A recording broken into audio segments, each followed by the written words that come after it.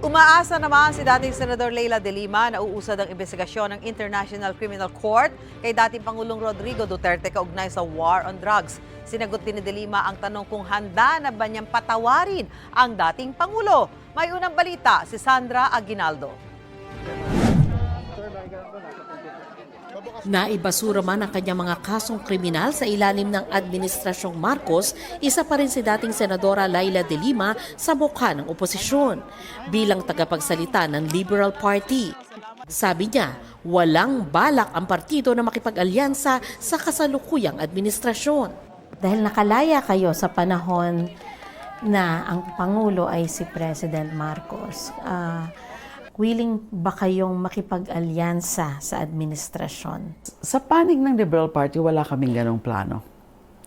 Hindi namin pinag-uusapan yan. Well, kung pinag-usapan man, ay ang posisyon namin dyan is that no. Hindi kami makikialyado kasi paano kami magiging, kasi opposition nga kami. So wala pong plano ang Liberal Party as a party to coalesce with the BBM administration for purposes of the 2025 elections. That is the position of the Liberal Party at the moment. I cannot say whether that position can change. Ayon kay de Lima, may mga posisyon sila na tugma sa posisyon ng Administrasyong Marcos, gaya ng pagpupursiging protektahan ang teritoryo ng Pilipinas.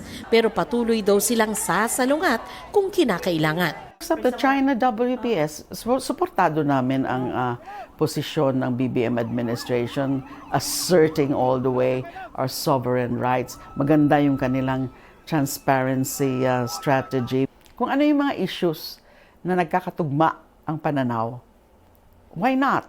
I mean, kaya hindi kami gano'n na banat lang ng banat. Ayaw namin actually pumili between the Marcos bloc or the Duterte's bloc.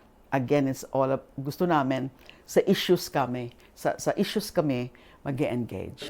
Sa ilalim ng Administrasyong Marcos, umaasa si de Lima na patuloy na uusad ang kaso ni Duterte sa International Criminal Court na aniya ay pwedeng mauwi sa pagkakakulong nito. Umaasa po tayo na yung proseso ngayon sa ICC would result in the correct outcome.